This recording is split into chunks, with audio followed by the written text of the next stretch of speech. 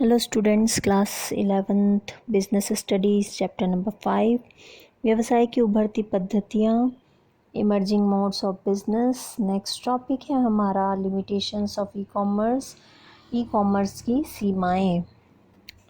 Start करते हैं। E commerce हम बहुत तारीफ़ें कर चुके हैं, काफ़ी सारे बेनिफिट्स गिना चुके हैं।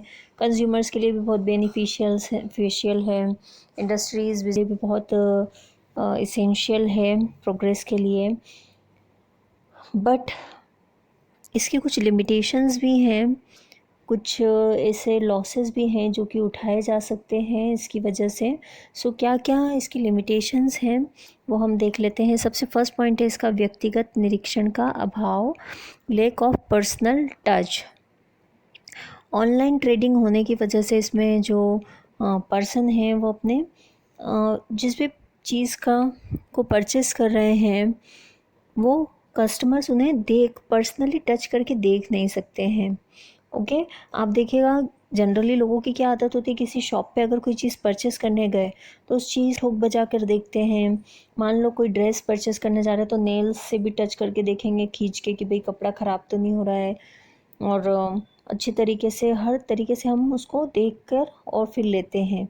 जबकि ऑनलाइन ट्रेडिंग में ऐसा पॉसिबल नहीं है। अगर आप ऑनलाइन ट्रेडिंग करते हैं तो आपको एक उसमें जो मेज़रमेंट दिया है उसी को ध्यान में रखकर परचेस करना होता है।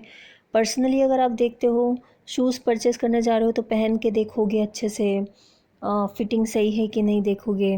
बट ऑनलाइन ट्रेडिंग में ऐसा पॉसिबल नहीं होता है। नेक्स्ट पॉइंट है हमारा इलेक्ट्रॉनिक माध्यम होना आवश्यक, electronic medium is must. Online trading के लिए इट इज़ इम्पॉर्टेंट कि आपके पास इंटरनेट के थ्रू आप बिज़नेस करो। ठीक है, बिज़नेस करने के लिए भी इंटरनेट की रिक्वायरमेंट है, और अगर पर्सन कोई गुड्स को ऑनलाइन परचेस करना चाहता है तो उसके पास भी इंटरनेट फैसिलिटी होना ज़रूरी है पर्सनली। ओके, और जैसे मोबाइल हो गया, कंप्यूटर हो गया, ये सब ज़रूरी हैं। मोबाइल, कंप्यूटर, इंटरनेट के बिना ऑनलाइन ट्रांजैक्शन जो है वो पॉसिबल नहीं है। नेक्स्ट पॉइंट है इसके बाद तकनीकी ज्ञान आवश्यक, नॉलेज ऑफ टेक्नोलॉजी। ये जो बिज़नेस है इंटरनेट के थ्रू होता है, सो ऑब्वियसली बिज़नेस ट्रांजैक्शंस को कंप्लीट करने के लिए सेलर या एम्प्लॉयज़ जो हैं उन्हें कंप्यूटर एंड इंटरनेट से रिलेटेड टेक्नोलॉजिकल नॉलेज होना भी ज़रूरी है। ओके, सो एक तो नॉलेज रखना इन सब चीज़ों का, and time to time update होना टेक्नोलॉजी के लिए बहुत इम्पॉर्टेंट है। नेक्स्ट पॉइंट है इसके बाद डेबिट या क्रेडिट कार्ड अनिवार्य, essential requirement of debit and credit card. Debit and credit card बहुत इंपॉर्टेंट रोल प्ले करते हैं ऑनलाइन ट्रांजैक्शन में पेमेंट करने के लिए। ये फैसिलिटी जो है, जो अंडर डेवलप्ड कंट्रीज़ हैं या डेवलप्ड कंट्रीज़ है, उसमें भी कई सारे ऐसे लोग हैं जिनके पास ये फैसिलिटी अवेलेबल नहीं होते हैं।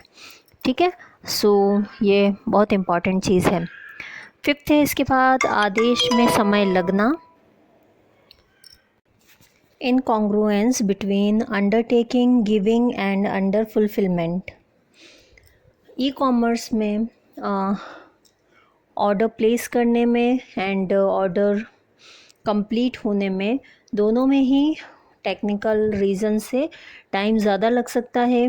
कई बार ऐसा होता है कि हम कोई कंपनी की वेबसाइट खोलना चाह रहे हैं पर वेबसाइट खुलती नहीं है, या फिर इंटरप्शन आता है कुछ, एंड हम ऑर्डर प्लेस कर रहे हैं, ऑर्डर प्लेस नहीं हो पा रहा है, या ऑर्डर प्लेस हो गया तो पेमेंट में प्रॉब्लम आ रही है, या फिर हमने ऑर्डर कर भी दिया तो ऑर्डर प्लेस करने में बहुत टाइम लग रहा है।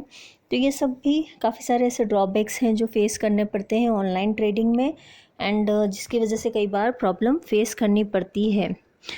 ट्रेडिशनल बिजनेस में क्या होता है, हम गए शॉप पे, हमने पसंद किया प्रोडक्ट, परचेस किया, पेमेंट किया और घर आ गए। बट ई कॉमर्स में ऐसा नहीं होता, it takes time, and even कई बार तो ऐसा होता है कि जब हमें रिक्वायरमेंट होती है प्रोडक्ट की, तब हमें प्रोडक्ट अवेलेबल ही नहीं हो पाता because of delay delivery. Okay, next point है इसके बाद क्रेता विक्रेता में अनभिज्ञता, हाई रिस्क। इंटरनेट में जो इंटरनेट के थ्रू जो ट्रांजेक्शन होते हैं उसमें बायर एंड सेलर दोनों एक दूसरे से अननोन रहते हैं, ऐसे में रिस्क बहुत ज़्यादा बढ़ जाता है। पर्सनल वे में जब कांटेक्ट नहीं होता बायर सेलर में तो ये काफ़ी रिस्की हो जाता है। इसके बाद लास्ट पॉइंट है समायोजन का अभाव यानी lack of timely adjustment. New technology के साथ एडजस्टमेंट नहीं होने की वजह से काफ़ी प्रॉब्लम इसमें इंक्लूड होती है। ठीक है, तो क्या है कि टेक्नोलॉजी जो है वो कंटिन्यूअस बेसिस पर अपग्रेड होती रहती है, ऐसे में स्ट्रेस और इनसिक्योरिटी होना बायर के मन में ये बहुत ही नॉर्मल है। ओके, तो ये सब थी limitations of e commerce. Hopes आपको समझ में आए होंगे। Thank you.